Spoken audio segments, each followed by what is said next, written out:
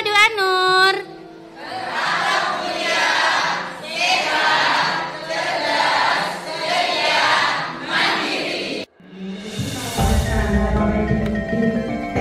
Itu dilaksanakan setiap semester. Kalau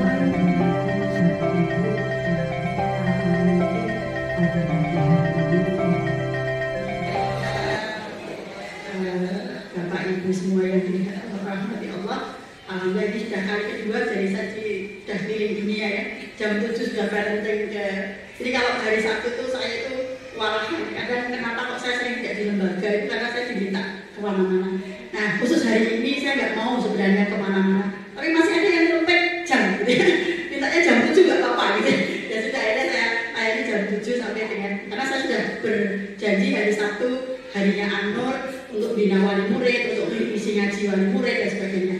Makanya hari ini saya ngajak Bu Sik Santi itu ada volunteer di MI, ada volunteer yang ngajar ikhlas wali murid karena kami ingin membangun bahwa sekolah itu bukan milik yayasan saja. Di situ masyarakat itu harus yang terutama yang wali murid yang bisa memiliki kemampuan, kenapa kita tidak ajak untuk mengajar? Karena sistem kami adalah di Anur ini adalah semuanya berjuang di amwal wa anfus fisabilillah. Yang besarnya Anur ini adalah karena banyak orang-orang yang membantu. Kalau hanya disandarkan pada SPP tidak cukup. Kita bisa membangun ini depan MI ada 3.000 meter dari Bundarko gitu ya, untuk tempat olahraga. Itu kalau nggak digerakkan sama Allah gitu, tidak mungkin ya. Gitu. Nah itu di belakang MI ada 1.700 yang akan kita buat musola. Terima kasih untuk sumbangannya. Bapak Ibu, kalau saya memaparkan profil ini bukan untuk sombong-sombongan. Karena di sini ada Pak Hanif. Pak Hanif itu istrinya sejak kecil saya ngajar. Jadi saya mengajar itu sudah sejak SMA. Ngajar ngaji. Alhamdulillah murid-murid yang ngaji mau berjuang di sini beberapa gitu. Kemudian alhamdulillah Allah titipkan ilham buat saya 2002 saya lulus dari S1. Itu saya tidak berpikir Mbak Esti, Mbak Isti dia murid tuh bengi-bengi ngajar ngaji terjemah Quran gitu ya. Saya kira dia anak dan generasinya sama juga. Kalau anaknya dia itu generasi apa, anakku ya generasi apa gitu. Artinya saya udah tua ini tetap masih punya anak kecil gitu. Itu artinya apa? Di sini sebenarnya saya bercerita. Kalau saya sederetan kegiatan dari di fakultas saat ini saya adalah ketua BAN PDM. BAN PDM itu membawai akreditasi se-daerah istimewa Jakarta dari PAUD sampai SMA, SMK. Jadi kalau mau bertanya akreditasi monggo, ya saya membawai untuk akreditasi PAUD, SD, SMP, SMA, SMK, gitu ya. Itu. Nah, kalau dilihat ini kayaknya saya wanita karir, sebenarnya bukan. Itu semua karena jasa orang tua. Orang tua saya yang menerapkan soft skill sejak itu. Begitu saya sekarang dokter, saya pelajari ilmu soft skill. Oh bener orang tua aku ternyata ngajari aku tangguh. Bahkan aku pulang saya luka saja orang tua saya nggak pernah membela. Ternyata kuncinya saya jadi anak tangguh gitu. Dimanapun di kantor, dimanapun saya nggak pernah kemudian gampang nangis gitu. Terus, kok saya bisa pintar pemersik? Oh iya, ternyata sejak kecil saya disuruh berdagang gitu ya. Dodolan ini. Makanya ketika waktu kecil itu banyak yang bilang sekolah-sekolah itu saya buat ide itu karena profil ini tidak lepas dari sosok orang tua yang membangun karakter. Bahkan ketika saya juara pun tidak pernah orang tua nyanjung. Karena yang hidup itu kan bukan itu yang diminta. Akhlakmu sih bener. Nek akhlakmu sih bener, uangnya bakal seneng, bener. Nek nanti juara kita yang dunia. Nah, penitik beratan bahwa walal akhiratu khairul laka minal ula. Bahwa akhirat itu adalah lebih baik dari semuanya. Itu ternyata menjadi penting buat orang tua. Karena itu akan mengangkat buat anak-anak kita. Tujuan hidup kita untuk anak-anak itu apa? Itu harus kemudian pas kita lah, gitu kan? Nah itu ya Ibu. Sekali lagi ini, jadi kalau sekarang mungkin Bapak Ibu yang baru mungkin tidak sejarah kelihatan saya karena saya behind the screen. Saya memang mengelola SDM. Waktu saya mengelola SDM itu biasanya di hari Sabtu dan malam Minggu. Malam Minggu saya sempatkan untuk misi ngaji guru-guru, gitu ya, yang mau belajar tafsir Quran. Ya. Karena apa? Ruhnya Al-Quran. Tetap bahwa Anur ini harus dibangun karena Al-Quran. Mungkin Mbak Esti yang kayaknya kita sama dia ya.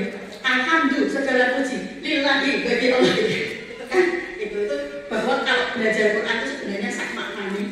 Macam nanti ada bisa baca maknanya gitu ya. Oke, nah ini topik hari kita hari ini. Jadi kita mengalami 3 hal. Ada masalah anak saat ini, soft skill, dan bagaimana strategi kita. Ya, kita tahu ada soft skill ya. Oke. Nah, ibu-ibu ini generasi ya. Ada 1, 2, 3, 4, 5, 6 generasi.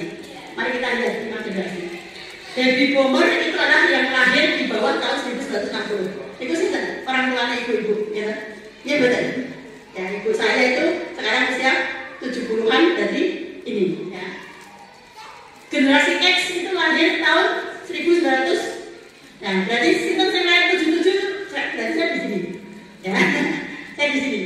Ibu lahir tahun 87, berarti di sini. Ya, 87, berarti bukan di sini ya. Ya, gini kan? 92 tambah 6. Gini kan? Berarti bukan ini ya. Wah, Pak. Lahir tahun 71. Berarti kita oh, 66. Berarti ibu yang ini juga ya. Nah, berarti kita sekelas. Oke, ini dari lahir dulu ya. Oke, mari kita lihat ya. Generasi Y, yaitu generasi milenial. Nah, berarti ibu ada beberapa yang generasi kita itu ini. Ada lagi putranya jenengan atau ponakannya jenengan. Itu generasi tahun 95 sampai 2010. Nah, putra-putranya kita adalah di 2011 ke atas. Generasi alpha. Nek kula didik anak kula orang lompatan gitu. Wong saya punya anak usia 40 gitu kan. Oh iya. Takdir dikai usia lepas sekolah terus dan kan carry gitu ya wes gitu. Oke, enggak apa-apa itu bagian dari nah ini kayak apa ya? Nah, generasi alpha itu cirinya apa? Oke, kita tahu, kita nggak bisa menutup mata bahwa anak-anak itu memang sejak dini sudah akrab dengan IT, ya betul. Bahkan kan ibu-ibu ya pas hamil ya mesti anak terus sudah apa? Memang itu zaman yang tidak bisa kita pungkiri, gitu ya. Nggak bisa kita pungkiri, gitu ya. Ya ini.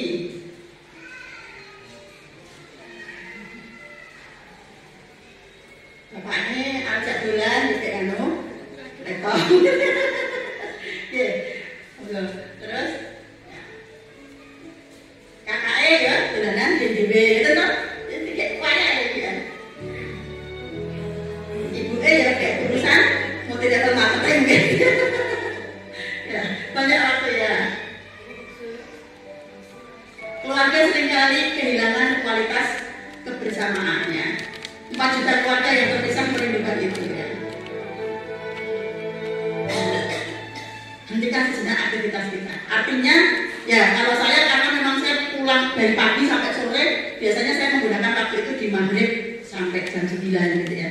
Bagaimanapun tetap harus kedekatan dengan anak itu harus terus terbangun. Karena kalau tidak, kita nanti bisa menangis. Karena sekarang itu fenomenanya kan di perguruan tinggi Bapak Ibu. Ada yang sampai telepon, guru dosennya itu disuruh telepon sama ibunya di rumah. Jadi suruh WA-nya itu biar ditunjukkan oleh mahasiswa itu. Pak, bahwa saya di WA kalau di kampus ada kegiatan, saya sudah bosan di rumah ya. Itu orang Jawa gitu. Ya Allah sampai segitunya ya sekarang anak-anak itu tidak dekatnya dengan orang tua gitu. Neng omah terus ya tak itu sangat jenak gitu ya. Ya karena apa? Mungkin di rumah dia tidak merasakan banyak hal dengan keluarga gitu. Oleh karena itu, mari kita jadikan rumah kita memang rumah baiti jannati. Rumah itu adalah surga gitu. Oke. Nah, generasi alpha adalah generasi yang lahir dalam rentang waktu 2011 ya, istilahnya ini ya. Dan itu ada 2,5 juta generasi alpha lahir setiap minggunya. Jadi banyak sekali ya. Kemudian yang selanjutnya, nah ini yang perlu kita garis bawahi. Kita meyakini bahwa generasi alpha itu generasi yang terdidik ya. Artinya apa? Lihatlah putra-putri kita sendiri. Ada anak saja kalau saya tanya dia lebih tahu. Ibu kok bingung kan caranya serok, apa caranya apa itu anak-anak yang sekarang lebih. Artinya apa? Memang kita nggak bisa menjauhkan teknologi, ya betul Bu. Teknologi memang harus menjadi sahabat, tetapi juga jangan jadi membelenggu, itu aja. Yang harus kita tanamkan. Kemarin saya juga ngisi seminar, mesti saya juga ikut seminar. Di seminar parenting yang lain, saya belajar belajar bahwa ada ahli yang mengatakan, ini juga saya uji cobakan. Waktu itu saya hanya menerapkan, oh kalau begitu HP hanya Sabtu dan Minggu, gitu kan? Ternyata itu dampaknya tidak lebih baik, mending anak-anak itu sehari tetap ada HP atau 1 jam 2 jam dibanding belajar seturo Minggu. Efeknya apa? Anak saya dijak melu terang lagi loh, dijak malu lagi loh, gitu. Oh benar rumusnya. Karena kan aku nggak pernah HP tuh bu, ini hanya cuma hari Minggu hari Sabtu ini kan hariku gitu kan gitu ya. Oh iya tak ada saya jawab, tak itu entok baru satu jam. Ketika kita hanya membolehkan hari Sabtu dan Minggu, yang terjadi dijaknya nanti lagi loh. Padahal kan kudunya anak SD ya tetap dikenalkan saudarane, dikenalkan iki gitu ya. Nah itu beberapa rumus. Oh berarti ngendikan anak muda juga. Saya juga sudah eksperimen. Jadi sekali lagi orang tua itu harus terus bereksperimen terkait dengan putra putrinya. Yang penting adalah ketika dia bawa HP, bisakah kita mengontrol, gitu lah. Bisakah itu meningkatkan kompetensinya? Pokoknya mumtaz itu, oke, kamu boleh lihat. Tapi setelah saya lihat kompetensi yang muncul apa? Oh kompetensi yang muncul dia di number block ini. Tapi ada yang jelek. Ibu besok jangan percaya sama Nabi Musa. Loh, kenapa gitu kan? Nabi Musa orang Israel. Orang Israel itu banyak membunuh dan oh berarti dia terima informasi itu. Nah ketika terima informasi itu nggak apa-apa. Oh kita kemudian benarkan positif. Jangan sampai kita melahirkan anak-anak yang benci. Israel salah, tapi tidak semua orang Israel itu salah. Saya bilang begitu loh. Jangan sekali-kali Allah itu maha pengampun loh ya, gitu ya. Oleh karena itu jangan tanamkan kepada anak-anak kita itu kebencian. Nanti kita akan memanen kebencian. Gitu. Tanamkan anak-anak kita itu perdamaian. Jika ada manusia yang salah sekalipun Israel, oke dia salah. Menurutmu nggak baik kan? Nggak baik. Oke. Tapi jangan kemudian kita akan membenci semuanya. Padahal bisa jadi diri kita juga Israel. Ada yang banyak ya gitu ya. Jadi artinya apa? Orang tua di sini peranannya besar. Atau film di TV, papa gitu ya. Ada kan? Film-film itu kan nggak banyak komunikasi ya bapak, ibu. Yang papa terus masa gitu kan. Memperhatikan. Itu adalah film yang semuanya usil. Ya betul. Jadi dia tatanan gitu ya. Oke. Oleh karena itu kita cukup memberikan. Kalau seperti itu kadang tak perhatikan. Kenapa? Kamu berjanji itu hanya film. Kamu tidak ikuti, gitu loh. Kamu tidak ikuti. Itu ada hal yang tadi ya aku nggak ikuti. Sekarang kalau mengatakan ibu itu ada apa-apa, tapi aku nggak mengikuti loh ya. Gitu. Ya. Karena kalau bisa seperti karena anak-anak itu kan menyerap apa saja isi tak titik komanya gitu ya. Jadi harus betul-betul walaupun itu tontonan sepertinya anak-anak, gitu ya. Tapi kita harus tahu esensinya. Sehingga tadi terdidik, memang anak-anak akan terdidik asal tanda petiknya berarti kurikulum yang sangat besar tantangannya justru sekarang ada di rumah. Orang tua lah yang harus pandai, orang tua lah yang harus kemudian yang bisa membatasi, mengulur dan mengalihkan, gitu loh. Kalau yang namanya gadget. Ya. Anak-anak sekarang jarang bisa bermain keluar. Anak saya yang kelas 5 itu kalau pulang, dia kok main laptop kenapa? Saya itu mengambil temennya bermain HP, ambil ke sana lagi, semuanya bermain HP semua. Oke, baik, tapi batasi. Menurutmu ketika kamu main HP ini apa manfaatnya? Kamu kalau saya main ini kan saya yang penting dia tahu alasannya dan tidak kecanduan dan memang ada hal yang positif. Yang negatif jelas adalah membuang-buang waktu. Gitu kan? Selama anak kita sering kayak gitu membuang-buang waktu, wah itu yuk ke depannya bagaimana? Nah itu juga kadang kita perlu perhatian, tarik ulur. Sambil kita melihat sisi positifnya. Bahwa melihat HP itu ada positifnya, tapi negatifnya coba juga dilihat supaya kita bisa kemudian di situ menyeimbangkan. Kemudian lagi ya, nah kemudian dia mengenal sejak di kandungan, bahkan ketika ibunya browsing gitu ya. Oleh karena itu generasi ini disebut e-generation atau generasi net atau generasi internet ya. Nah perbedaannya apa? Coba kita lihat perbedaannya ya. Mungkin barangkali ini menjadikan rinduan ibu bapak. Saya juga rindu ya ini. Kerinduan kita di masa lalu, zaman dulu dan zaman sekarang. Ya, kenapa habis?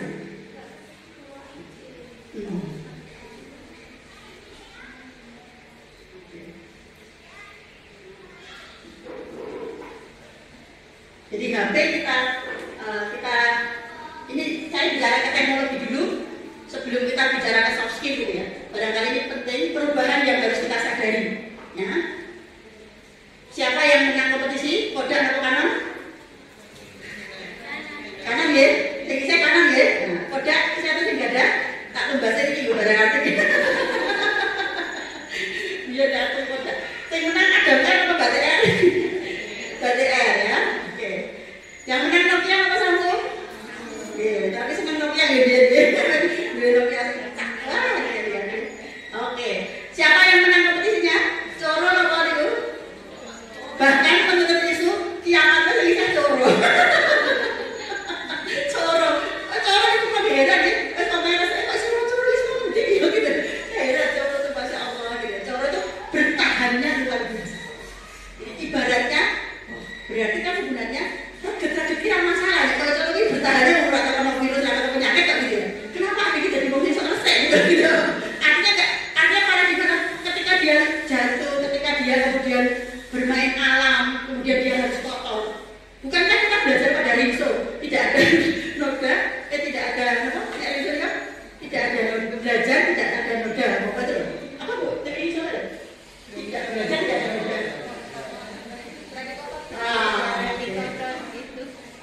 Berani kotor itu baik. Oh, berani kotor itu baik. Oke. Artinya ini kompetisi ya. Nah, ternyata siapa yang menang kompetisi itu bukan karena ukuran, ya Bapak Ibu. Juga bukan karena cakupannya luas. Dia Nokia tekan dunia loh deh. Nyatanya makro kan gitu ya. Saya kok ya kita bangkit peleh ya ning yo doang kan bangkit peleh gitu ya.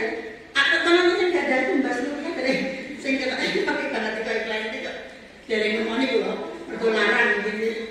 Modal besar juga bukan, ya. Jadi siapa? Ya, mereka yang bisa cepat beradaptasi mengalami perubahan. Sehingga kalau ramuannya itu soft skill, itu apapun zamannya itu ya kayak sebuah slogan, apapun minumannya teh botol sosro, apapun makanannya teh botol sosro minumannya, gitu ya. Jadi nanti saya seneng teh botol sosro, ambil orang teh cisri, teh nopo, teh nopo, teh nopo teh, sing paling murah tadi ini, desainnya teh pucuk gitu, harganya tolong ewu gitu, rasanya teh kode, nek dibandingin tetap enak teh botol sosro, itu larang gitu kan. Artinya mereka yang beradaptasinya akan bisa melakukan perubahan. Ya. Mengapa kita perlu perubahan? Ya kita akan menjadi barang pesan. Ya bulanan ini, nah, bapak-bapak, nah saya ini punya ini kan. Ya. Oke. Bisa juga ya, menjadi barang antik. Ya. Oke. Nah, mengapa kita perlu perubahan? Ya, karena perubahan itu sebenarnya tidak mudah. Berubah itu sulit, tidak nyaman, tidak berubah berakibat fatal. Ya. Jadi yang menang adalah perubahan sebenarnya. Ya. Oke, ingin sukses, ya Anda harus mau berubah. Perubahan pilihan dengan mau disukai atau ditakuti. Gitu ya. Apa usaha Anda untuk berubah? Ya silakan yang mau dirubah apanya. Kalau yang mau dirubah tentang anak kita, berarti kita harus mau berusaha untuk merubah banyak hal. Oke, kenapa HP-mu dibatasi nak? Karena ada perbedaan zaman antara orang tua dan anak. Handphone masuk ke Indonesia tahun 1984. Ya, nek kula duwe handphone dia tahun 2005, gitu kan? Iku wae regane handphone karo kartune parah kartune. Sakniki kartu, masya Allah. Ya bu, kartu dipun murah niku ilang hangus lele penangis ya larang banget gitu ya. Maka di awet-awet tenan nek sakniki hapus ya ganti gitu loh. Gitu loh. Saking sakniki jumlah nomor luar biasa. Ini ya bu, anten gamebot. Terus saya harus simpen ini. Kata-kata anten apa ini? Yo-yo gitu. Oh, itu. Niku anten dapur gitu ya. Ini akan bisnis lah. Cekat gitu. Ya, ambilnya sakit gitu kan gitu. Terus ini aku, terus saya tidak di zaman itu. Oh ada. Nih dia udah tahun saya nggak ganti apa gitu ya. Yang udah tahun apa? Maka sekolah inilah sebenarnya menjadi hal yang ini. Kenapa kemudian yang zaman IT gurunya tak oke orang lingkungan karena di rumah bisa jadi dia nggak bermain gitu. Karena apa? Ya karena saking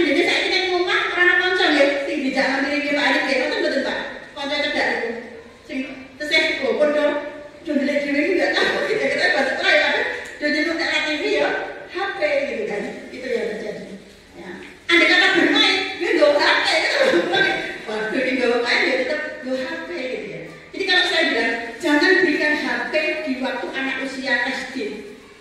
Kenapa? Bahaya. Di luar negeri saja, nek pasti juga kewenangan loh ya. Ini nek untuk belajar atau untuk sekalian nggak apa-apa. Karena apa? Di luar negeri saja untuk diberikan HP itu yang membuat HP sendiri loh. Ya, yang punya HP itu yang iPhone itu dia kalau sudah matang betul baru diberi. Itu yang membuat HP sendiri. Kita kan korban gitu ya. Terus itu oke. Maka yang tahu ada ibu semua. Jangan berikan fasilitas di HP-mu, jangan sampai. Apalagi kita sampai tidak pernah bisa melihat apa yang dia. Nek anu ben kula nyapa kalau pinjam boleh. Walaupun orang tua mampu memberikan, gitu kan. Nah, oke, ya benar loh. Nah, ini ya. Ya, tak ya cepat bae gitu ya. Siapa yang hidup setelah tahun ini? Ya ini toh, di perkembangan HP ya. Oh, nampak. Kula wis tahun iki gitu ya. Sing duwe iki kira langsung iki ana kok nek iki rasa dadak begini gitu. Nah, akan membandingkan, akan mempertahankan. Kenapa HP-nya ada yang 2 3G loh, saya kira iso 2 3G. Kok pinten 3G sekarang? Wis 5 ya Pak. Kulo nganti dhewe koleksi HP iki, sing iki ning loro, iki telu, iki loro ya bener anggungan wis ra iso gitu ya. Setelah nyandak gitu. Maka guru di sini tuh alhamdulillah Bapak Ibu, saya bersyukur di Amel kenapa ada kredit HP, kredit laptop, karena mereka juga harus mengikuti zaman. Sampai kemudian ini anak kreditan sesasi 1 atau 1 second, karena kalau untuk moto-moto anak, nek rame papat, yo mesti dandung gitu. Ada laporan sing kaya mereka orang iso. Maka kemudian untuk guru-guru itu sudah menyisihkan uang 25 per bulan.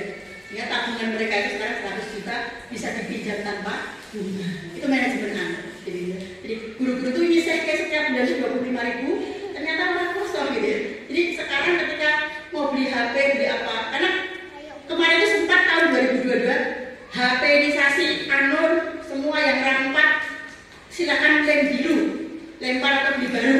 Karena kalau tidak kita ketinggalan. Dan apa foto-foto yang mana? Kebak belum ribut zamannya kebak. Padahal kan rapat perkembangan dengan itu semua sudah pakai seperti itu. Di Indonesia, saya jauh di Indonesia, bahkan di DI ini nggak ada yang pakai flash disk. Iya betul. Iya betul Bapak Ibu. Tentang Indonesia pakai flash disk juga ya. Rapot. Enggak. Artinya apa? Di Al-Azhar, kan saya sudah pilih ya, kalau saya dosen itu kan di Al-Azhar, di GIS, sekelas mereka yang Pak Amin Rais dan sebagainya sehingga orang semua itu kan apa? Gurunya nggak mau. Mesti si repot. Di Anur alhamdulillah, matur Pak Hadi dan teman-teman ya. Gurunya belum mendokumentasikan perkembangan itu seumur hidup nanti. Nggak semua guru mau loh Bapak Ibu. Nek anak udah sembodo, mungkin ada yang bilang awal ngopo tuh anak dilaporkan membayar 200.000, pulang dia bayar guru nek sak foto 1.000 gitu loh.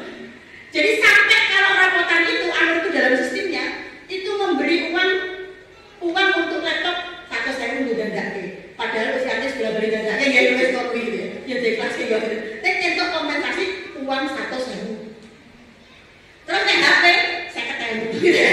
Jadi rapelan. Terus nek bisa ngomong anekdot anak-anak itu 1.000. Untuk apa? Karena kita nggak boleh ngarang biji, ngarang semua berbasis perkembangan itu adalah assessment otentik. Dan masyarakat baru melek sekarang, Anur sudah sejak tahun 2008. Kalau bicara tentang Merdeka Belajar, Anur isu itu sudah saya pelajari 2008.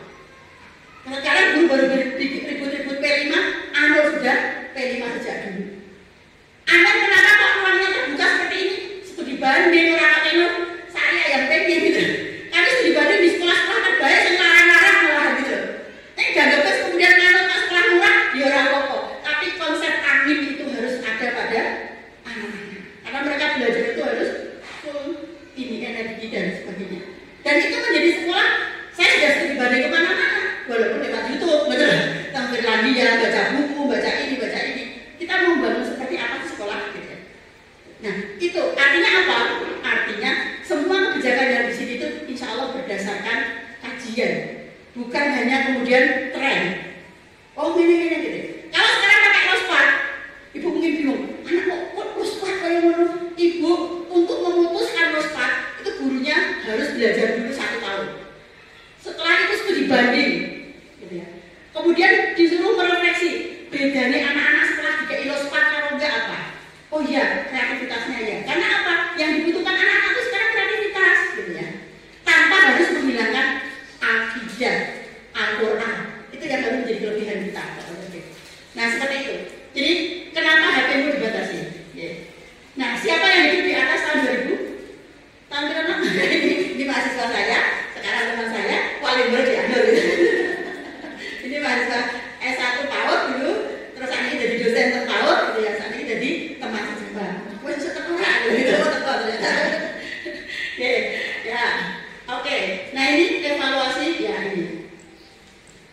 Ini ya, oke. Nah kalau begitu besarkan, kecilkan, kumpulkan solusinya. Jadi kalau dengan anak ya, bagaimana kita bisa ketika memegang HP tetap harus ada kontrol. Tapi kita juga harus membatasi, gitu ya. Ya jangan sampai dia kemudian kecanduan. Ciri-ciri kecanduan itu apa? Harus bengok-bengok, nangis, emosi ya, sih bahaya. Awalnya perlu melakukan sandiwara radio, gitu kan? Pernah saya itu TV kan sudah pakai smart itu, nonton. Nah anak itu nggak mau tidur, nangis, pokoknya pengen itu, wah pokoknya di luar kan. Nah akhirnya malam kami didekin di sini, gitu kan? Pokoknya caranya itu gimana banget, didekin. Pas didekin ibu, mana ini nanti yo, parahnya gitu. Tapi suatu saat dia menemukan ibu, ternyata aku menemukan TV-nya ada di kolong. Gitu. Oh ini ada ganti mana? Oh ini penyebabnya WiFi. Akhirnya saya rela untuk tidak langganan WiFi. Walhasil tagihan saya di pulsa 500.000 gitu kan. WiFi-nya bapaknya karena tidak pakai WiFi itu. Karena apa? Begitu dia tahu WiFi, ada YouTube-nya bu, itu kan WiFi-nya tersambung. Oke, gue pintar ya wes. Iki saya kira salah langganan gitu kan. Wes salah langganan. Oh ya itu solusi gitu kan. Artinya apa? Akhirnya tetap solusinya ada di kita untuk selalu diskusi. Gitu loh. Diskusi, bukan menghilangkan sesuatu hal.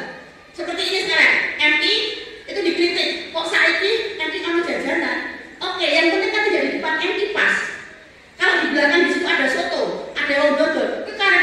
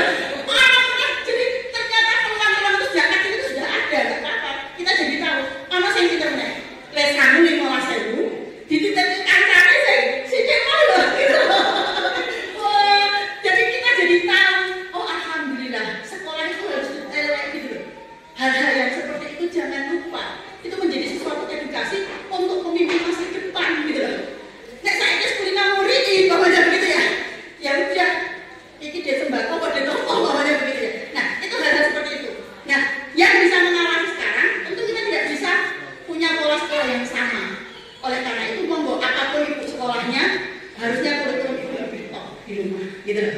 Itu kalau saran saya. Karena di anak kan tidak semua di MI, tidak semua di Onggo. Itu pilihan Bapak Ibu. Mengapa selama ini kami hanya tidak pernah mengarahkan harus begini, tidak. Karena itu pilihan. Yang tahu ada itu. Kalau sekarang hari ini kami tentang MI ya, karena saya kemana-mana iklan MI. Paling saya iklankan di sini.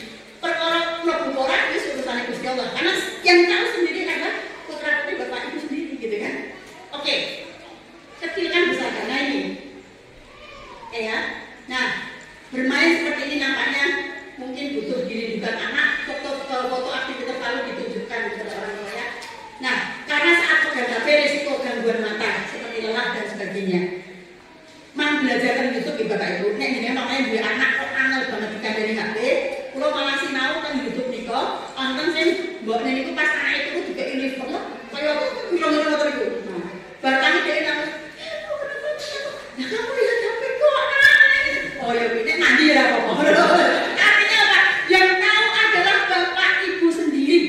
Bagaimana supaya intensitas HP tadi dikurangi, bukan dijauhi secara maksimal, tapi dijauhi. Ya pakai sandiwara apapun saja mencoba gitu ya. Nek lanangan waktu kalau pakai saya pakai cara yang lain gitu. Tapi nek sing anak wedok mau gitu ya. Bilang jenengan duwe kosmetik, ya wis tidak gini-gini to tadi dhek kan bingung. Dia kenapa wajah? Itu kan HP. Jadi tegak gitu. Nah ini ku akan bubrah acaranya, nek anak yo dulu acara gitu. Nah itu berlanjut untuk anak yang usia 3 tahun ke bawah. Untuk 5 tahun sudah tidak pakai cara itu, sudah tidak mandi gitu. Oke, matanya ya. Nah ini kurang tidur, anak-anak jadi kurang tidur. Ya. Saat pegang HP menjadi agresif. Jadi sekali lagi penyebab agresif bisa jadi bukan karena apa-apa, bukan karena ini, bisa jadi karena HP yang menjadi mudah marah, mudah tersinggung, ya, kecemasan muncul, ya, tidak nyaman, ya, muncul, ya, pengennya segera pegang lagi, gitu kan. Ya. Oke. Nah inilah yang sebenarnya menjadi tugas Bapak Ibu, bagaimana mereka bisa kemudian, ya, yang mengatur kita, apa yang berbeda. Oke, ya kita kembali ke soft skill ya.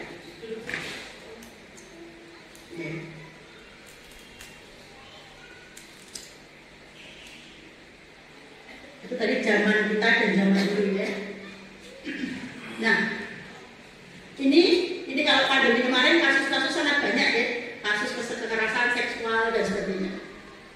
Ini lihat ya, penggunaan gadget menurut penelitian.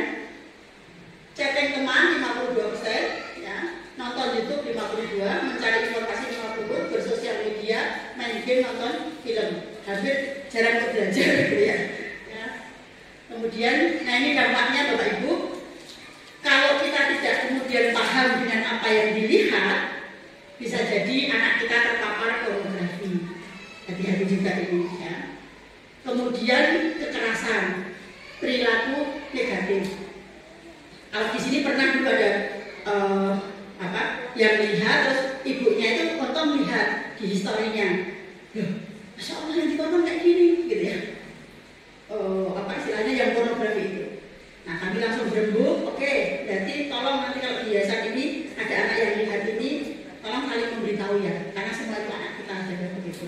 Jadi tolong lihat historinya ya, dilihat apa gitu ya, supaya kita bisa memberi pengertian. Karena kalau sudah kecanduan pornografi Bu, Bapak, itu ternyata seperti kecanduan narkoba juga, hati-hati juga gitu ya. Dia akan mencari kesempatan dan tidak fokus dalam belajar, hanya pengen itu terus gitu ya. Itu dampaknya bisa luar biasa. Oleh karena itu kita yang harus kemudian preventif gitu ya.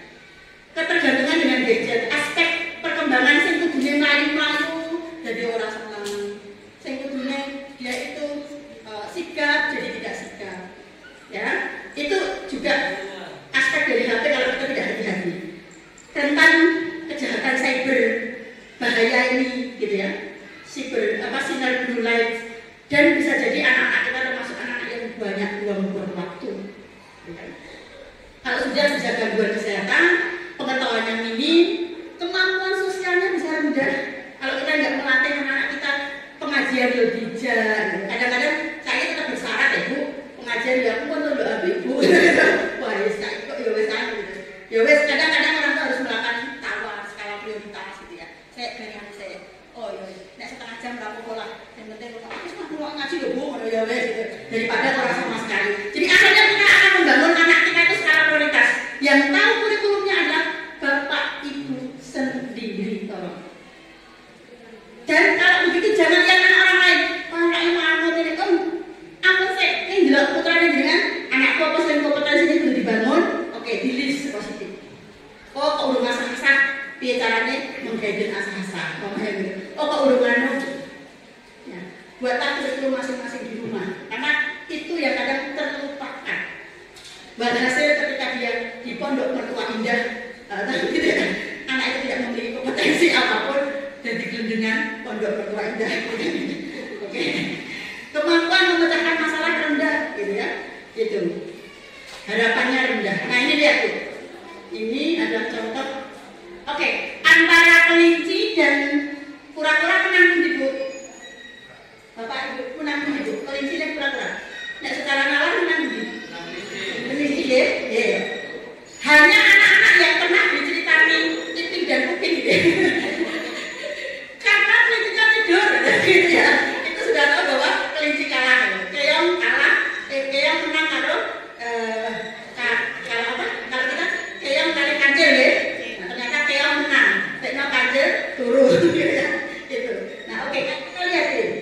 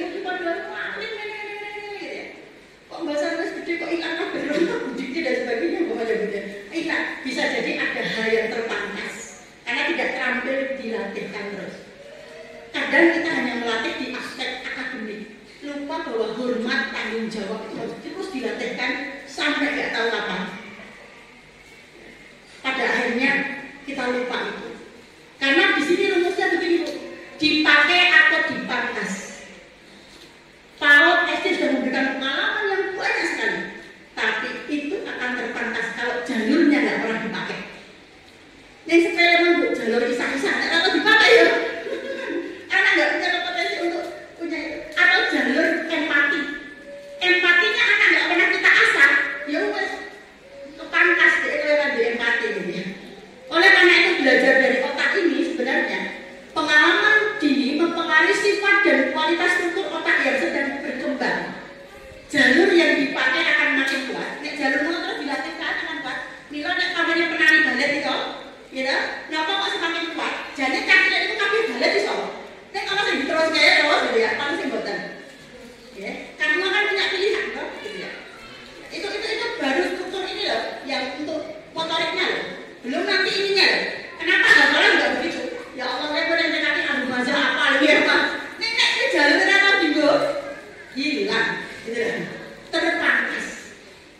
Jadi kalau sekarang ibu harus tahu kira-kira jalur dengan tak terus ini saya diwae gitu loh. Ya itu nanti yang sering dilatihkan. Ini walaupun mungkin apa dia ngapal lagi, tapi nggak kemudian dipakai lagi, ya sudah seperti lagu hilang permataku, hilang harapanku, gitu ya. Kau masih seperti yang dulu, gitu ya. Use it or lost it, ya. Plastisitas otak. Sel saraf otak masih terus bertumbuh. Fungsi dan struktur otak berubah sesuai apa yang dialami anak, gitu ya. Nah ini, plastisitas otak bersifat kompetitif. Ya, di situ akan terjadi kompetitif. Ya, pemenangnya adalah yang paling sering dilatihkan. Nah, ini anak-anak pemberani, dilatihkan berani dan sebagainya. Yang sering dilatihkan, nah itu terus menerus ya dia itu. Maka kenapa di Jepang kemudian yang menang adalah pribadi yang disiplin, bertanggung jawab, ya itu yang sering dilatihkan, gitu lah. Jadi kalau begitu tetap ibu-ibu, jangan hanya melihat satu sisi. Dunia oleh sekapalan akan kita semuanya enggak, gitu. Itu baru satu sisi yang di ini. Maka orang tua dalam melihat anak itu holistik. Jangan hanya satu kemampuan. Nek jenengan harus bangga anaknya bisa hafal Quran ini. Tapi kok amalannya ini ya. Mungkin lupa ada hal yang tidak dilatihkan ini loh, gitu loh. Sehingga inilah fungsi orang tua menambah kurikulumnya. Di pondok memang dilatihkan itu. Kekurangan di pondok yang nambahin waktu itu loh. Agar kemudian dibebankan pondok semua. Pondok itu nggak bisa semuanya seperti unggul. Begitu juga ketika kita milih sekolah di SD manapun, di Muhammadiyah, ini itu nggak akan ada yang unggul semua bisa membangun anak kita, nggak ada. Kalau ada itu janji bohong, ya. Tetapi apa? Dia mesti akan ada yang unggul. Kurangnya wong tua sing nambahin, gitu loh. Itu kalau saya lebih senang seperti itu pendidikan itu. Jadi pokoknya sekarang diidat anak ini kok ono sing kurang ya, berarti aku sih nambahin, gitu kan? Boleh ke apa, boleh ke apa. Gitu. Tapi ingat, jangan kemudian kita waton ngeleste macam-macam. Anak itu masih panjang, ya masih panjang. Anak itu pelari maraton, bukan pelari jarak pendek. Sing langsung finish. Anak itu pelari maraton, dia harus pelan-pelan banyak. Tapi nanti pada saatnya dia akan legit, gitu ya. Nah ini ibu-ibu, tolong ini dilanjutkan di sekolah sudah terbiasa distimulasi minimal 1 minggu ke anak-anak dibacakan buku untuk didiskusikan. Di rumah monggo, literasi itu sangat penting dengan dibacakan buku. Dan kalau bicara literasi itu sekarang jenengan ada literasi numerasi, literasi keuangan, literasi finansial, literasi banyak hal. Nah itu yang penting juga buat anak-anak kita. Dari kecil kita latihkan. Contohnya begini, tentang uang. Umur 5 tahun sudah bisa paham tentang uang. Oke, hari ini jangan kemudian jajan dia sembarang jajan. Harus ada literasi di situ, literasi keuangan. Adik hari ini ibu membawa uang 5.000, cukup dibatasi 5.000. Disuruh menghitung di depan itu, aku tambahin 5 nggak bisa. Es krim itu 4.000 sudah, tambahin 5.000. Itu artinya jangan hanya kalau menjajankan anak terus langsung bayar ke kasir. Aku itu momentum yang luar biasa untuk belajar pada anak. Ya, itu luar biasa. Ketika anak saya buka tabungan, masih buka tabungan untuk kalau ngatur seribu, dia menghitung. Ibu aku dapat 360. Itu karena number block. Dia bisa menghitung puluhan dan sebagainya. Nah, berarti kan, tapi yang uniknya adalah, oke, ibu aku titip beli mainan 100.000. Oke. Nah, ketika saya belikan, ibu ini cuma 30.000, berarti kamu masih iya masih gitu kan? Ya. Artinya literasi seperti itu penting. Jangan sepelekan anak-anak dari PAUD itu nggak tahu literasi kayak gitu. Tahu, gitu ya. Jadi dia akan tahu, oh maaf, hari ini kamu sudah jajan lebih. Ibu nggak bisa. Ibu itu, kamu belum tahu nggak sehari itu 20, aku bilang gitu. Oh bu, jajannya udah oke banget gitu. Atau oke, kita mau balik tahu apa gitu. Syukur orang jajan itu sorry. Tapi enggak, ya memang dia itu motivasinya masih itu gitu. Artinya apa? Jangan kita harus semua momen literasi itu harus kita bina. Jadi literasi itu sangat berbeda dengan bisa membaca ya. Banyak orang bisa membaca tapi tidak literasi. Ya, selalu saya contohkan ini. Saya ke Bandung bersama anak teman saya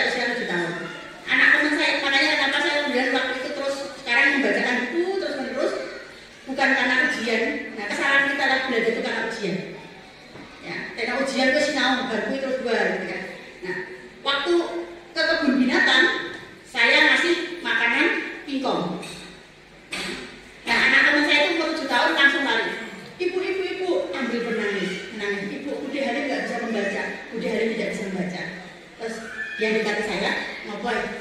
Bude, ini dua aja bude. Dilarang memberi makan dalam bentuk apapun. Saya bilang, ya, bude salah. Saya anak generasi bisa membaca, but not literate. Tapi saya tidak literasi. Saya pikir saya sudah agak berubah. Ternyata pribadi saya tidak berubah. Karena saya produk masa lalu yang tadi hanya sekedar membaca. Saya berkunjung ke Museum Jenderal Sudirman, ya, bersama anak saya sama anak teman saya tadi 27 tahun. Nah, karena dia sudah terbiasa literasi, mendudukan membaca itu sesuai, maka waktu itu di situ ada tulisan dilarang duduk, gitu kan? Saya duduk di situ. Maaf, saya duduk begini. Nah, dia lari-lari, dia maaf, itu di situ tuh kan karena situ tempat Jenderal Sudirman, itu tempat duduk, gitu kan? Linggo rekannya gitu. Di situ udah, bude, maaf, nggak boleh duduk di situ. Ya. Artinya sebenarnya anak-anak kita itu sudah konsisten. Kita lah yang gubrak PKB. Contoh, kalau naik motor, Penggen Bunarto itu, pom bensin Bunarto, itu kan sebenarnya tidak boleh begini, nggak boleh begitu. Tapi karena rumah saya kan tidak boleh toh. Kalau bonceng anak kelas setelah Pak SD, ibu aku nggak mau tanggung jawab, ibu nggak bisa membaca pasti. Ibu itu nggak boleh bu, nggak mau tanggung jawab. Ya. Artinya apa? Sebenarnya bisa dibangun dari kecil-kecil ini. Yang membuat tidak konsisten justru karena orang tua sebenarnya. Gitu ya. Anak-anak kita itu sebenarnya sangat konsisten awalnya itu. Nah anak-anak kemudian nengrak, jadi nengrak, itu sebenarnya hanya butuh konsisten saja. Memang itulah kerja keras orang tua itu dikonsisten itu loh. PR itu, jadi PR itu bukan hanya talis tuh loh bu, gitu loh. Akhirnya nggak PR kayak nipu gitu loh.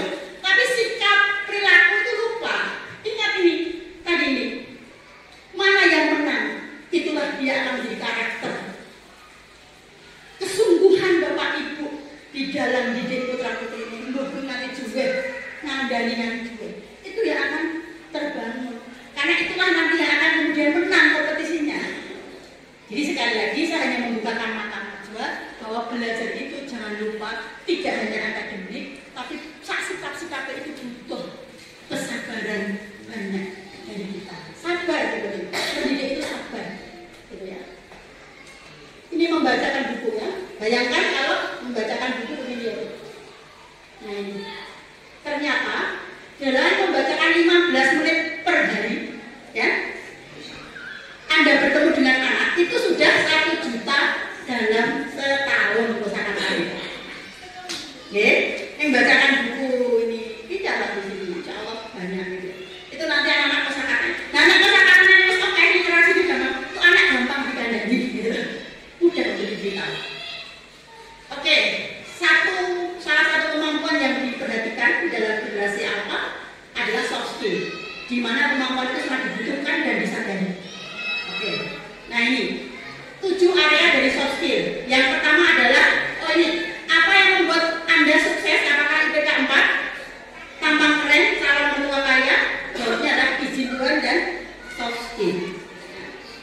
Kemampuan interaksi sosial seperti komunikasi, bekerja sama dan lain-lain itu sangat menentukan dalam anak-anak bisa bekerja dengan baik.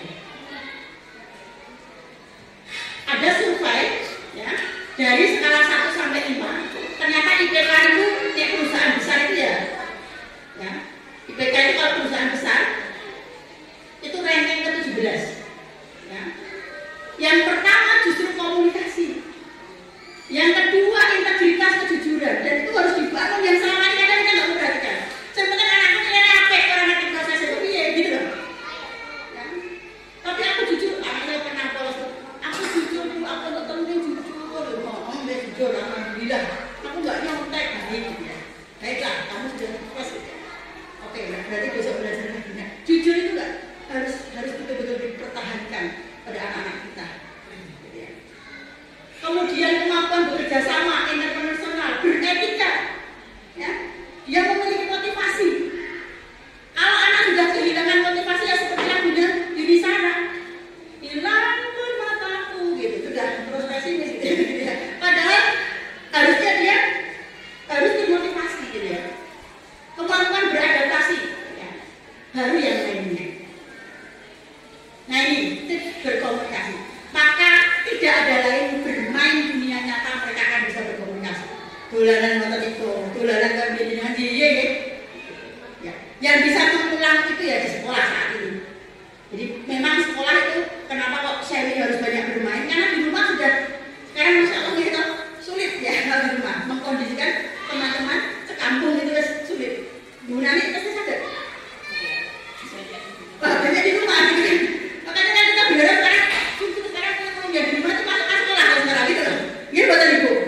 Karena justru itu tadi nggak ada di rumah yang memberikan pengalaman seperti ini. Pengalaman nangis jadi terus ya. Kalau jadi terus ya, terus boy-boynya macam-macam gitu tidak ada. Padahal nangis karena bermain itu penting gitu kan. Terus ada bekerja ini nangis orang gitu kan. Oke, kemudian berekspresi bahasa menghargai dan sebagainya, engkleng gitu ya. Oke. Nah, saat kita menonton terus dipus nulis terus, ya mesti mereka itu masih jauh gitu kan. Oke, yang kedua adalah manajemen waktu.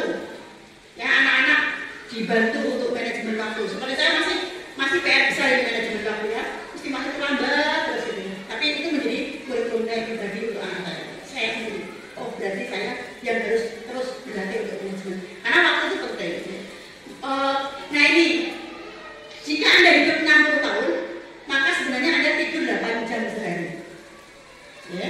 Totalnya 20 tahun itu bobok tak jadi. Ya. Menonton TV 2 jam lah ya, totalnya 5 tahun. Ya.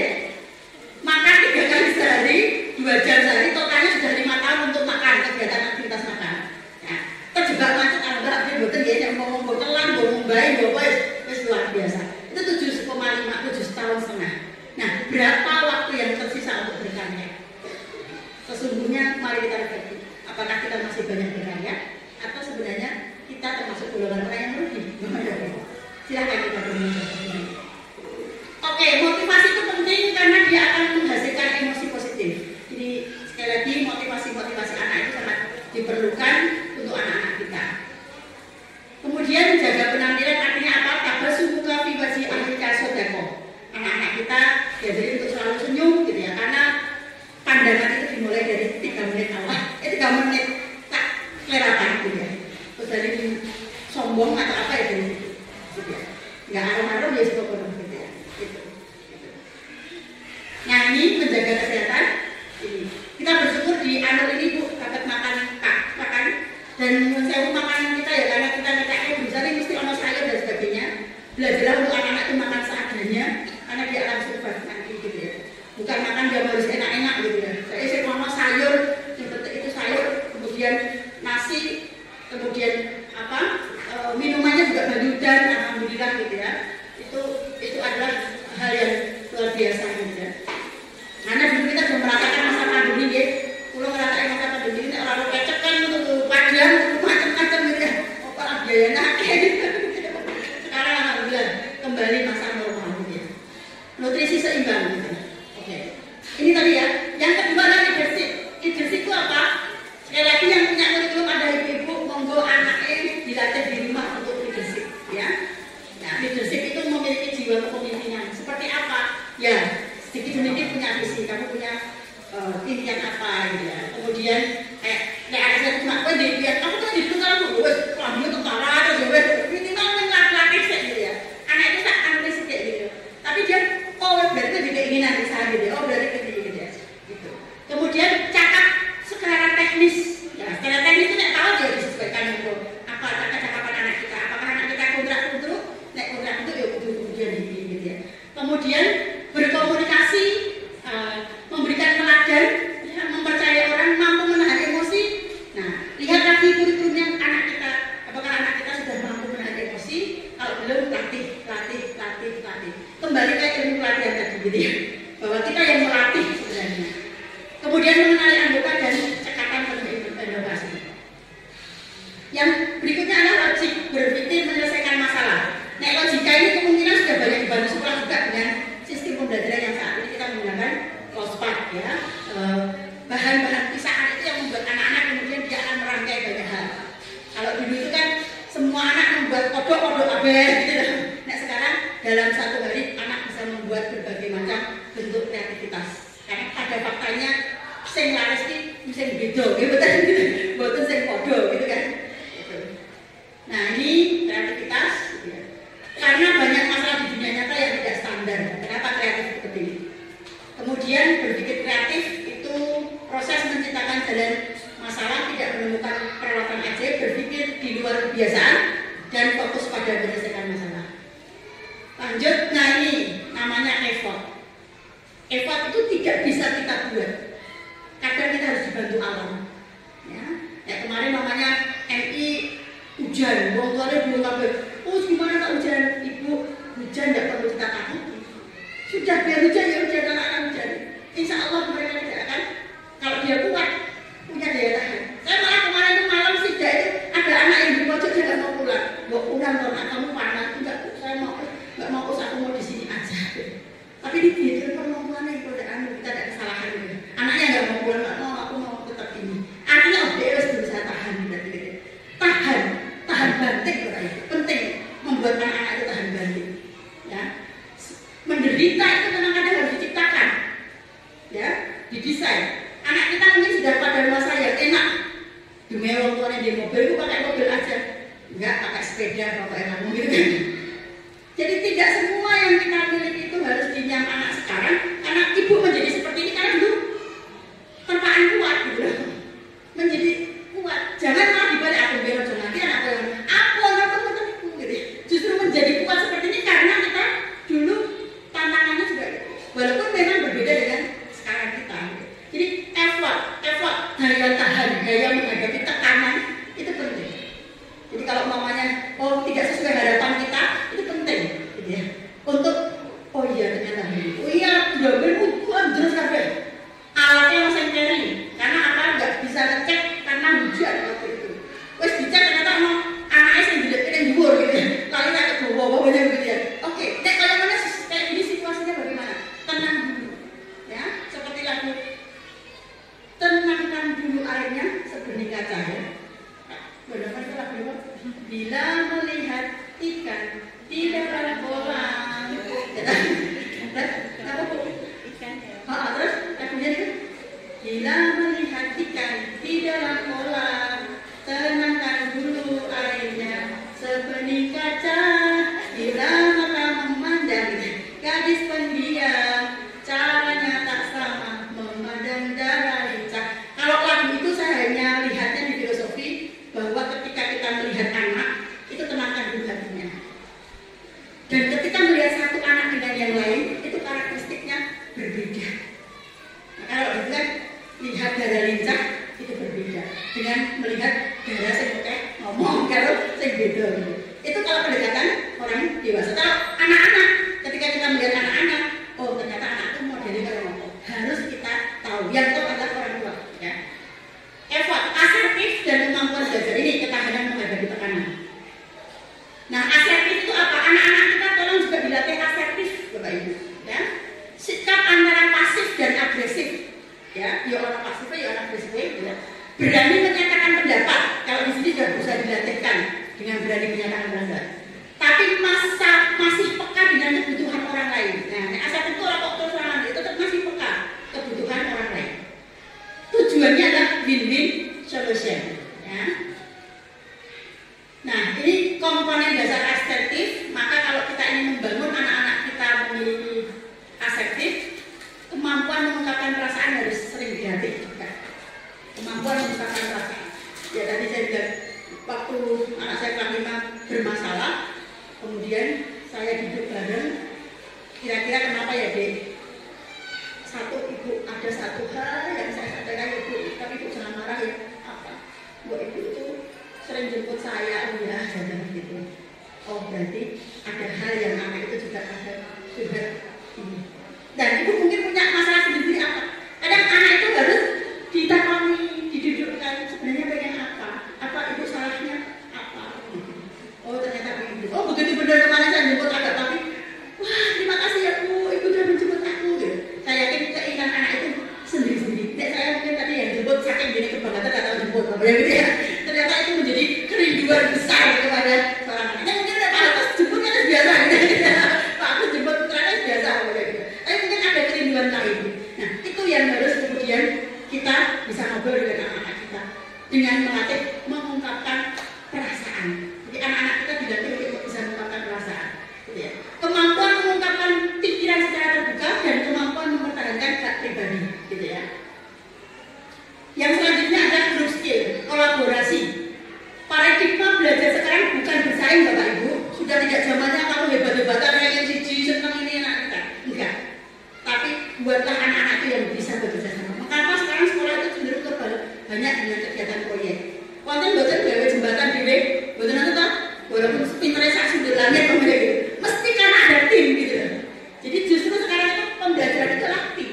Bukan yang kemudian satu kamu unggul prestasi juara itu. Oke, itu hanya untuk sesuatu motivasi, tapi sebenarnya dia harus dibangun bisa bekerja dengan tim. Maka salah satunya dengan project gitu. Kemudian ya, memanfaatkan perbedaan, saling melengkapi gitu ya. Nah, ini keterampilan yang juga dibangun kepekaan ya Bapak Ibu. Ya, ini kepekaan membaca situasi, keterampilan mendengar, ya. Jadi keterampilan mendengar. Kalau keterampilan mendengar yang latih nih awak dhewe. Awak dhewe terampil mendengar kok anak dhewe. Terampil mendengar kita juga mendengarkan anak dulu, baru anak kita juga akan ngambil gitu ya. Kemudian menyelesaikan masalah bekerja sama dengan baik. Etika. Nah, akhirnya 87% orang yang kehilangan pekerjaan itu karena tidak memiliki etika yang baik. Etika itu sangat penting. Nek sing wis berbaju PNS ning resiko didiri kacane terus. Nek PNS kan contoh kayak gitu. Jarang ke PNS makanya nek PNS kadang-kadang orang saya beretika ya tetap masih bertahan, ya tekno prosedurnya enggak mudah.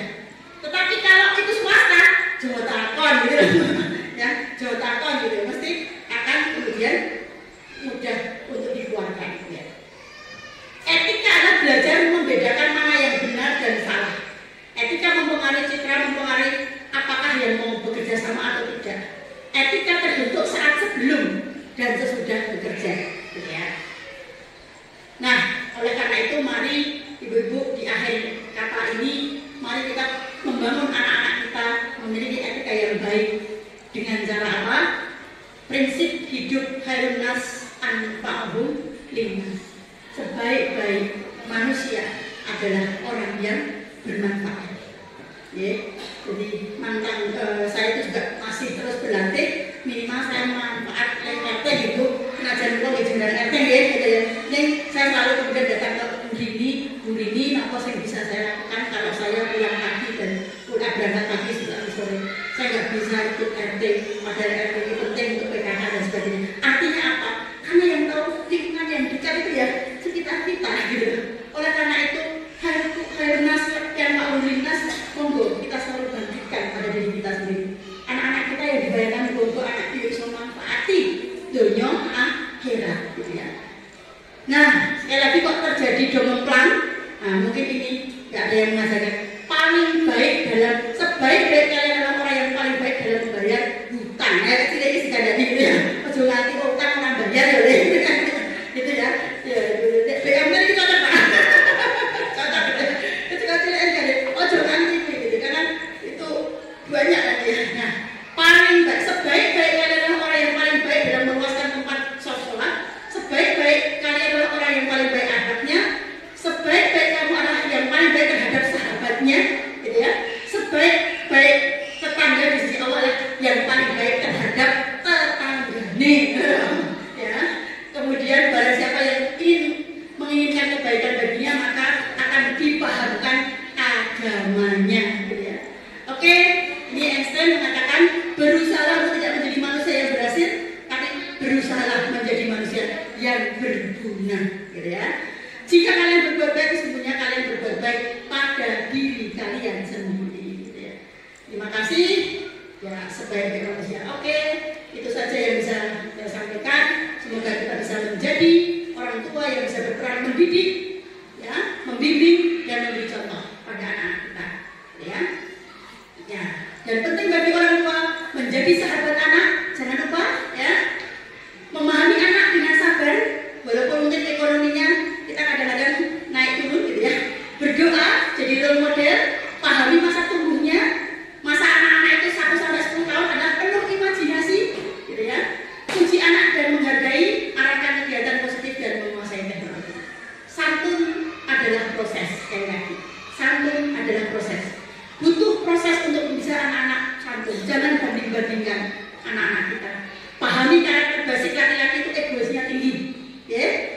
disampaikan dengan cara ahsan, dengarkan dulu baru diarahkan. Jangan kita terocos dulu gitu ya. Terima kasih. Wassalamualaikum warahmatullahi wabarakatuh. Buat patung ya. Tapi dia menghukumi karena tahu akhlak, sampai disuruh menjual patung dia tidak menolak, bukan gumeh aku wong sing ngerti apa bapak salah. Ini kan menandakan generasi sekarang. Ada yang generasi karena atas nama agama dengan orang tua terah, dengan orang tua congkrah. Padahal Nabi Ibrahim sudah mencontohkan. Walaupun Nabi Ibrahim itu adalah tahu bahwa berhala itu tidak baik, dia tetap menjual, tetapi dia tidak jual, dia pakai cara dengan libeli. Artinya menolak orang tuanya dengan halus. Kembali pertama Nabi Ibrahim, belajar pada Nabi Ibrahim. Kebetulan dia punya anak, gitu ya. Dia anak 2 orang, yaitu anaknya Nabi Ibrahim itu Ismail, ya, nanti melahirkan saya, Ismail. Ya. Ismail itu kebetulan oleh Allah titipkan soleh, gitu kan? Soleh, masya Allah, teman-teman. Bahkan ketika dialog yang mengharukan, ya kenapa kok kita harus banyak dialog, itu dikisahkan di Nabi Ibrahim alaihissalam. Di Nabi Ibrahim, dialog itu penting. Walaupun Allah itu meminta untuk menyembelih, tapi Nabi Ibrahim tidak serta-merta aku diperintahkan Allah. Gitu. Tapi dialog yang menarik apa? Bapak Ibu mungkin pernah ngaji di Pak Najib. Aku bermimpi, gitu ya, bahwa aku diminta oleh Allah untuk kamu untuk disembelih. Bagaimana nak pendapatmu, gitu kan? Neng gandeng didiane mau Nabi Ibrahim ini luar biasa, sehingga ketika anak mau dibelah mau, ayah, kalau itu memang dari Allah, silahkan. Itu kita belajar pada Nabi Ibrahim, kebetulan diberi contoh yang well. Artinya wong tuane ya apik, gitu kan? Wong tuane ya apik, menelurkan anak yang baik. Bertolak belakang dengan Nabi Nuh alaihi salam. Nabi Nuh alaihi salam itu kurang apa solehnya, ya kan? Tetapi di situ kebetulan Allah mencoba. Nah, garis bawahnya cobaan, Pak. Sebenarnya saya juga seperti itu kok. Ya Allah, ada anak-anak kiai, kalau ibu saya ngadain, yuk, kadang iki ning rahmati Gusti Allah. Ning sing penting wong tua wis mesti nyekolahke sing pengen sing apik. Berusaha. Tapi tidak lepas dari Allah itu memberikan takdir seperti apa.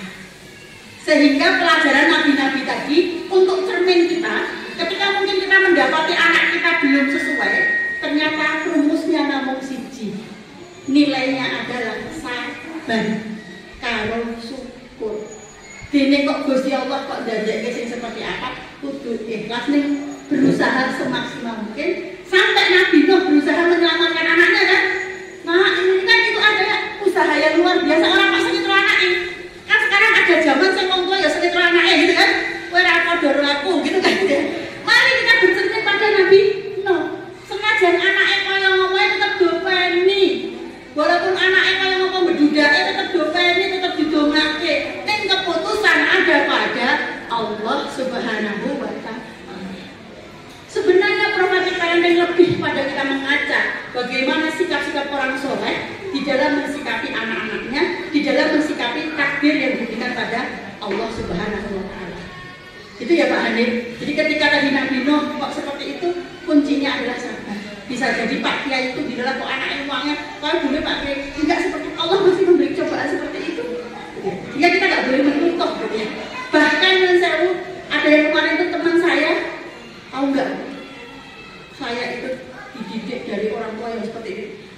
Ibu saya hasil dari hubungan ini dan sebagainya. Tapi dia jadi anak soleh, tidak menutup kemungkinan. Maka jangan pernah ngilangi Gusti Allah. Kalau sekarang dengan hadir parenting ini kan salah satu langkah untuk belajar, ya kan?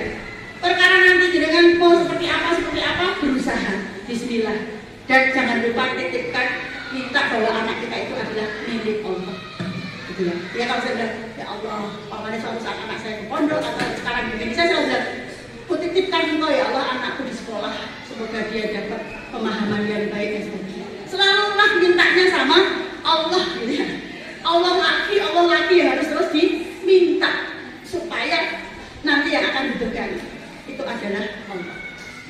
belajar pada orang yang sukses kan memang rata-rata di situ ada peran orang tua. Gitu. Jika ada orang yang sukses tidak peran orang tua, itu biasanya kan anomali aja. Maksudnya mesti hanya lucu. Gitu. Tapi rata-rata sukses itu ada sebab-sebabnya.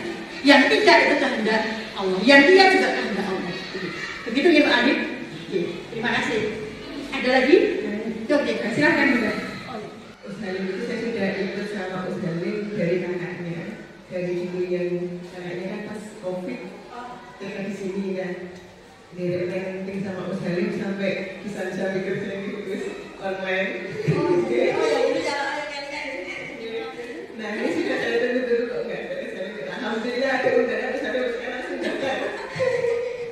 Ini kesempatannya nih Ustaz ini mau tanya mengenai kebetulan anak-anak saya laki-laki semua, terus saya pengen bismillah solid berkarakter.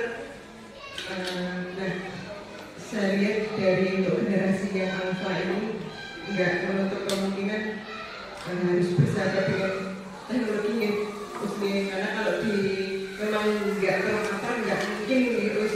Nah saya terus ada solusi boleh tapi dibatasi. Nah dari teman-teman saya itu kan nyuwun solusi dia ya, ini kita tuh masih generasi milenial tapi ya harus membangun generasi alpha. Nah nggak mungkin toh kalau kita menjauhkan teknologi, mau yo saat zaman itu teknologi gitu. Ya ini terus saya sudah dapat penjelasan dari penjelasan yang memang boleh tapi dibatasi. Yang dengan eksperimen ternyata seminggu hanya 1 kali, ternyata hasilnya juga kurang optimal di SD. Nah, dari terpapar gadget dan lain-lain itu yang saya lihat generasi alpha ini kan untuk semangat jualnya kok kurang greget gitu loh Gus. Kalau nyuwun tips triknya bagaimana untuk menghadapi anak-anak yang kurang greget biar itu sukses gitu loh Gus. Nah untuk membersamai anak-anak itu kan kadang pengennya seperti Umi Piping gitu, tapi kadang semuanya jadi kaos ya Gus. Nah itu nyuwun triknya biar gimana tuh biar menghadapi anak-anak tetap sabar, tetap lembut, tetap ayolah biar menenangkan gitu loh Gus. Nah itu arahan nih Gus. Sehingga bertahun-tahun sejak saya begitu dapat amanah mata kuliah ini dan menjadi bidang keprofesoran saya suatu saat, itu kan saya terus harus riset ya. Ternyata pola asuh itu bukan kok yang lembut-lembut semua gitu. Kalau anak-anak lembut semua, tidak pernah ada yang ini juga dia tidak akan punya imun gitu ya. Sehingga ketika Anda marah itu ya nggak apa-apa. Marah itu karena salahnya itu, bukan kok terus kalau memang saatnya marah kan biasa juga marah kok gitu loh. Karena memang itu gitu ya. Tetapi intinya kedekatan anak itu harus terus dijaga. Ya. Kadang ya tadi loh, kalau umpamanya dengan tipsnya gimana pokoknya gitu. Tipsnya supaya anak-anak dibangun ketangguhan. Ya, kita memang mau tidak mau kadang harus menyediakan waktu. Kalau tidak mau menyediakan waktu, umpama anak kita berikan di sebuah lembaga, itu lembaga yang memang dia nanti bisa menempa dia hidup gitu ya. Bukan yang kita hanya lihat fasilitasnya saja gitu. Bukan hanya dia lihatnya ini, tapi ini anak kira-kira bisa survive hidup enggak? Karena sekolah yang termahal saat ini di dunia itu justru kurikulumnya hutan, gitu loh Bu, gitu loh. Jadi ketangguhan itu tidak kalau tidak nyata gitu loh. Itu bukan teori gitu kan. Jadi kalau namanya di MT sana anak-anak dombolang kan wes apa-apa itu kurikulum dia. Anak-anak akan menjaga kakinya itu kalau dia terkena gitu loh. Nek dia nggak pernah kena luka ya nggak pernah tahu namanya begitu loh. Ya. Kalau anak-anak kita kemudian dikasih lingkungan yang safety semuanya, dia nggak punya imun. Jadi kan ngetos bahwa ketika ini suntik itu dia kayak penyakit kan, gitu kan? Iya toh. Maka kemudian ketika dikasih penyakit, jenengan kan terus pernah sing bergizi supaya menahan itu. Anak kita juga begitu. Lingkungan itu kita nggak bisa bungkam, gitu ya. Kalau anak kita sekarang nggak tangguh, awalnya juga buat anakku nggak tangguh ya. Anak saya mamanya, anak saya nggak pernah anak kesel itu ngopi gitu Pak. Aku kudu boleh caranya biar tangguh, benar tak? Karena ini ngomong saya kayak ketemu gitu ya. Jadi sekali lagi, best seperti catatan kalau saya belajar sama Kustrino gitu ya. Kustrino itu membuat anak-anaknya takut ya. Ya saya ngaret, namanya begitu ya gitu ya. Ya saya nyangga itu cara dia untuk membuat. Ini saya banyak belajar pada orang-orang sama guru-guru sini saya selalu belajar. Oh kayak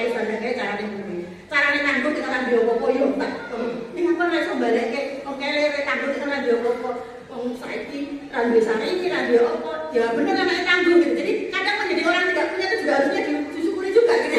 Jadi anaknya terima macam gitu loh gitu. Terima gitu. Ketika kita punya apa-apa, dua susu, dua apa anaknya punya banyak pilihan. Aku mau ini gitu ya.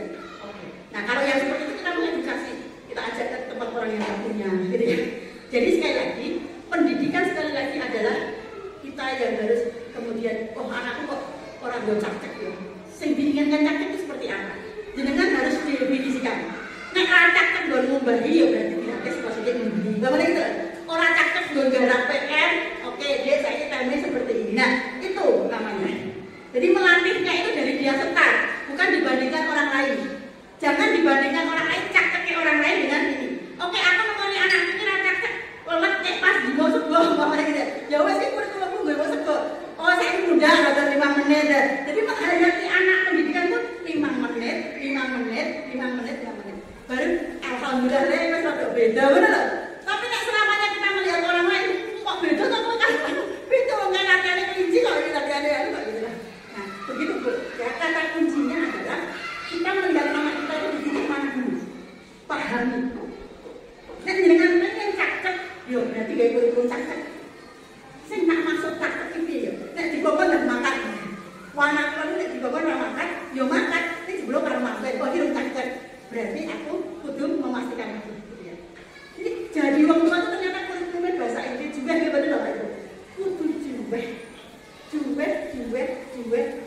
Tidak tahu kapan selesainya juweh. Andai kata marah, jangan lupa kita juga tetap mau minta maaf pada anak kita. Bu maaf ya.